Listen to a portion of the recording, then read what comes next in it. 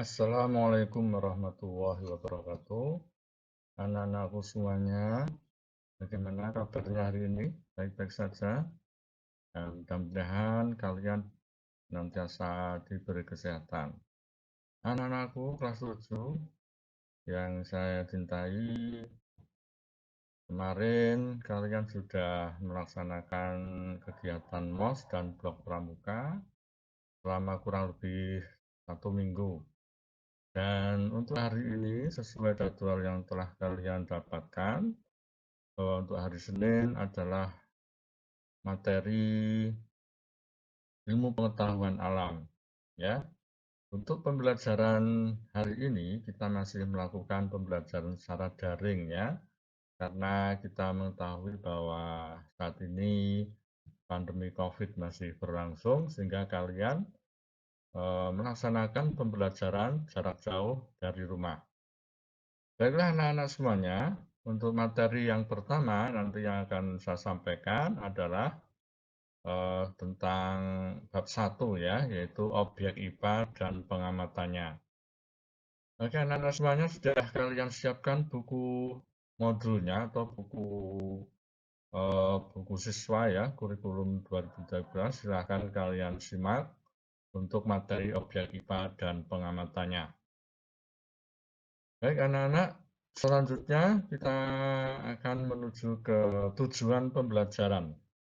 Apa sih tujuan pembelajaran untuk materi ini? Ini ada beberapa yang akan kita capai untuk pembelajaran objek IPA dan pengamatannya.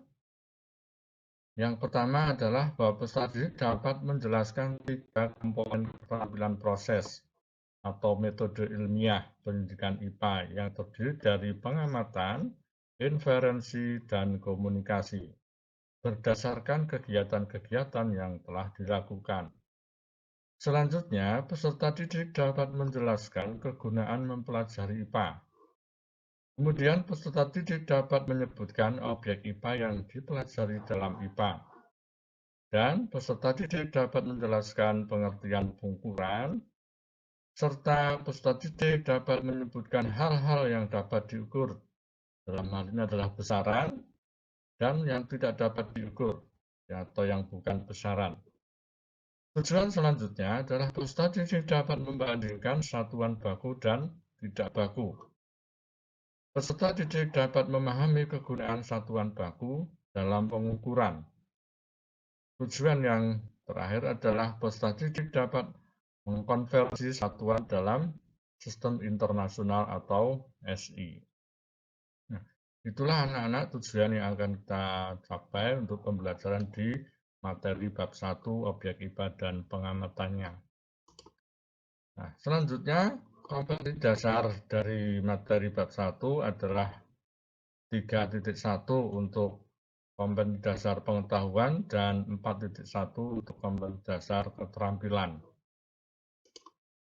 Nah, kita langsung ke penyelidikan IPA. Jadi tadi sudah saya sampaikan di tujuan bahwa kita akan di dalam penyelidikan IPA ini ada tiga komponen yang harus dilaksanakan kegiatan-kegiatan di dalam pendidikan IPA. Yang pertama yaitu pengamatan.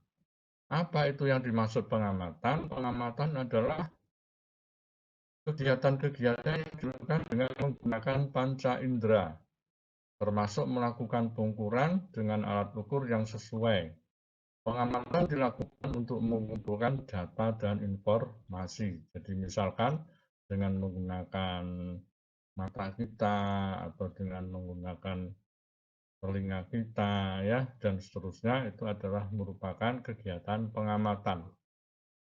Kegiatan setelah pengamatan adalah membuat inferensi. Apa ini yang dimaksud dengan membuat inferensi? Yaitu adalah merumuskan, menjelaskan berdasarkan pengamatan. Penjelasan ini dilakukan untuk menemukan pola-pola atau hubungan antar aspek yang diamati dan membuat perkiraan. Nah, itulah anak-anak apa yang dimaksud dengan membuat inferensi. Nah, kegiatan yang ketiga di dalam pendidikan IPA itu adalah mengomunikasikan. Apa itu yang dimaksud mengomunikasikan? Mengomunikasikan adalah hasil pendidikan baik, jadi dikomunikasikan hasil pendidikan baik lisan maupun tulisan. Hal-hal yang mau dikomunikasikan termasuk yang disajikan dalam tabel, kemudian grafik atau gambar, dan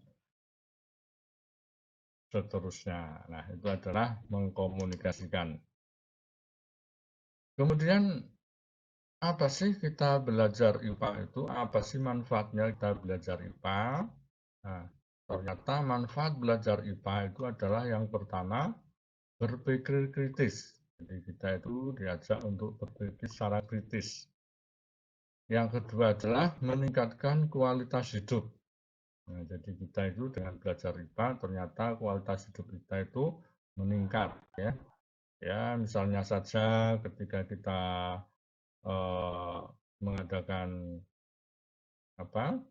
Penyaringan air misalkan ya itu kan adalah pelajaran IPA ternyata dengan air yang bersih kita itu akan menjadi hidup lebih sehat. Ini artinya kualitas hidup kita itu menjadi lebih meningkat. Manfaat yang ketiga adalah memahami berbagai hal yang ada di sekitar kita. Jadi di sekitar kita itu akan kita pahami ya. Ya di sekitar kita banyak sekali contohnya ya. Misalkan tanaman-tanaman atau mungkin ya segala sesuatu yang ada di lingkungan kita. Nah, itu kita akan peduli dengan lingkungan. Jadi kita paham dengan berbagai hal di sekitar kita. Itulah anak-anak apa tiga manfaat kita belajar IPA. Nah, selanjutnya apa sih objek-objek yang dipelajari dalam ilmu pengetahuan alam? Objek-objek yang dipelajari itu adalah meliputi seluruh benda yang ada di alam dengan segala interaksinya. Nah, jadi seluruh alam yang ada di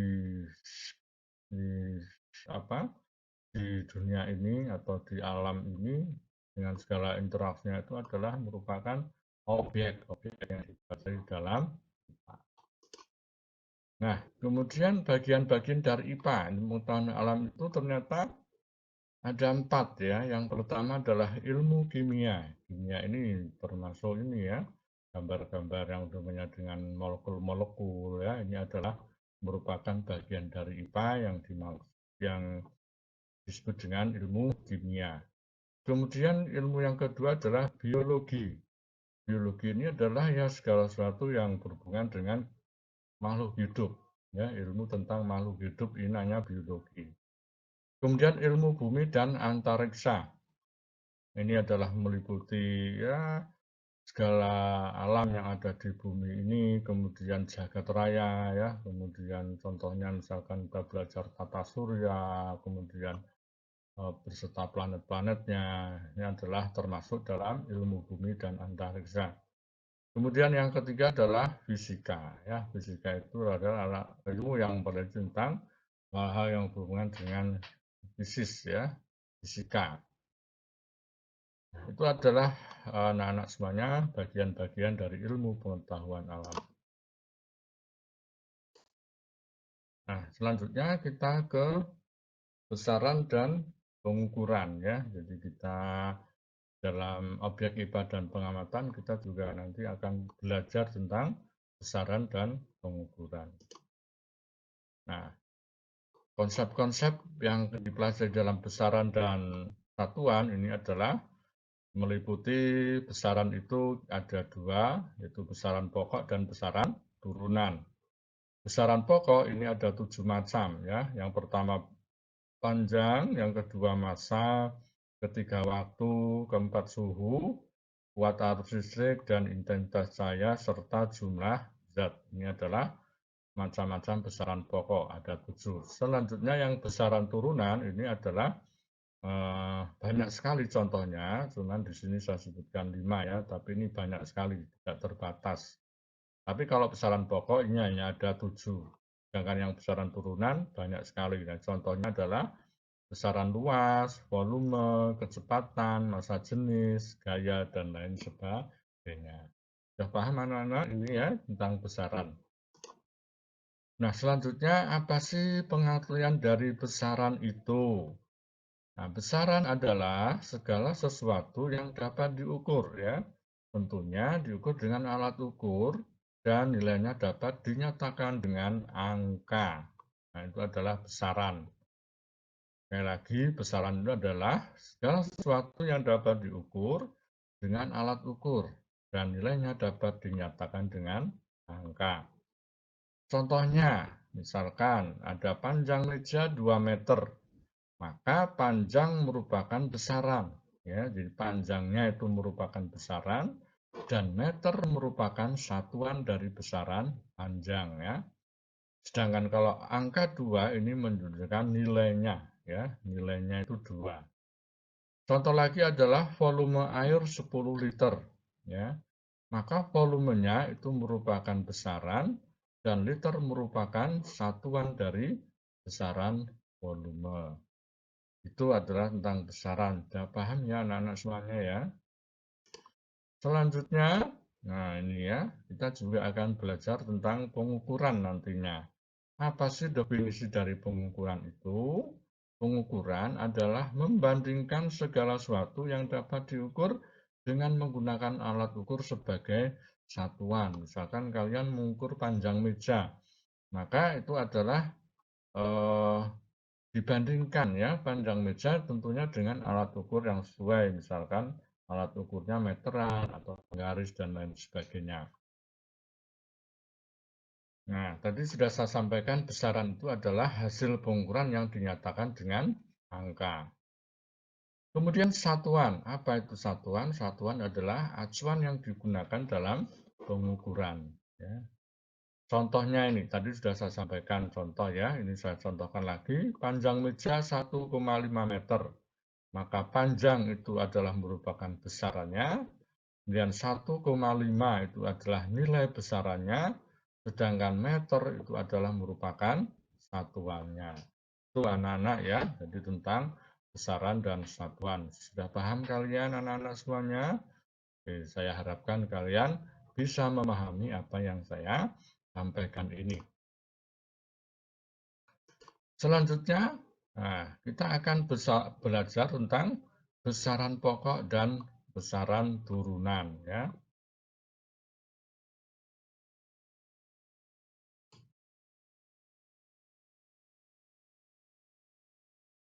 Apa itu yang dimaksud dengan besaran pokok dan besaran turunan? Ya, yang pertama kita pelajari dulu besaran pokok. Besaran pokok adalah besaran yang satuannya telah ditetapkan terlebih dahulu dan tidak diturunkan dari besaran lainnya. Anak-anak ya, jadi besaran yang satuannya itu sudah diterapkan terlebih dahulu, sudah ditetapkan terlebih dahulu ya, dan tidak merupakan turunan dari besaran lain. Nah, tadi sudah saya sampaikan bahwa untuk besaran pokok ini ada 7 macam ya. Ini dihafalkan anak-anak ya semuanya. Jadi yang pertama adalah panjang, kemudian massa, yang ketiga waktu, 4 suhu, 5 kuat arus listrik, 6 jumlah zat, dan yang ketujuh adalah intensitas cahaya. Untuk satuannya, panjang adalah meter, massa kilogram, waktu sekon, ya, suhu Kelvin, watt listrik ampere, jumlah zat mol, intensitas cahaya kandela. Ya.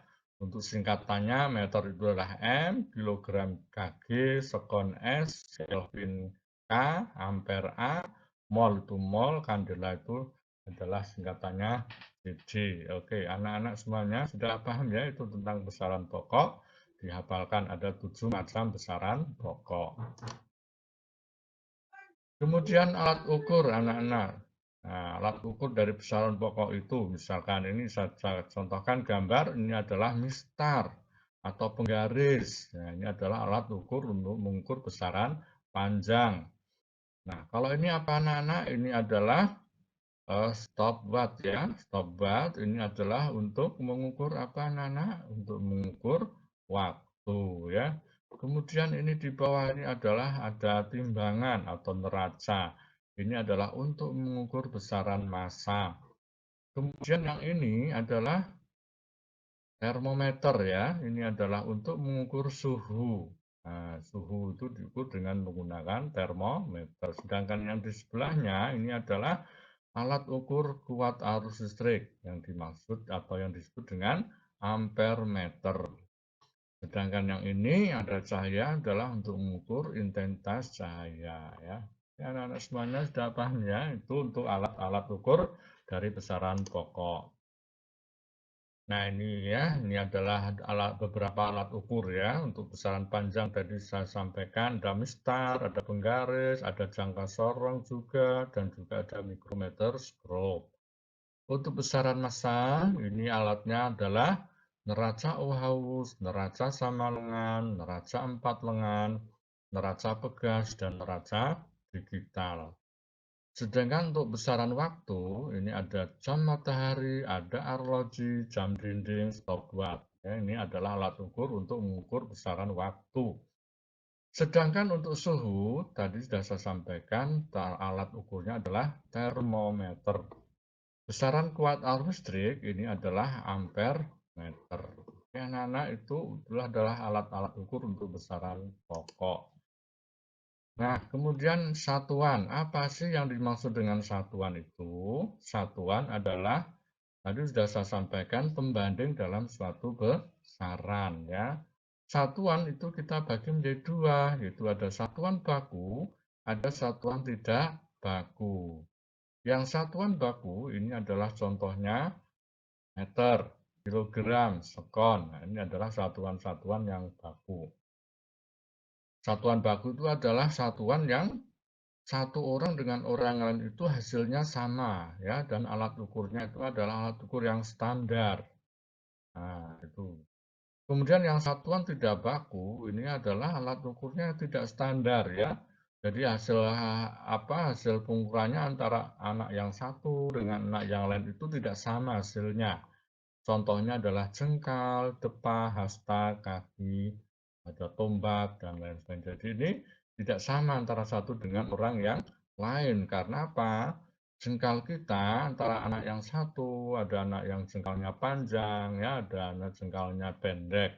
Maka ini dimaksud dengan satuan yang tidak baku. Nah, anak-anak semuanya untuk materi pembelajaran untuk yang pertemuan pertama ini ya. Nah, sudah paham kalian anak-anak semuanya? Oke, saya harapkan kalian sudah paham dan jangan lupa materi nanti yang saya sampaikan ke kalian di-download. Kemudian kalian cetak dan dipahami lebih lanjut. Jangan lupa setelah ini nanti kalian juga mengerjakan evaluasi ya, evaluasi yang saya berikan lewat Google Form yang sudah saya sampaikan linknya kepada kalian.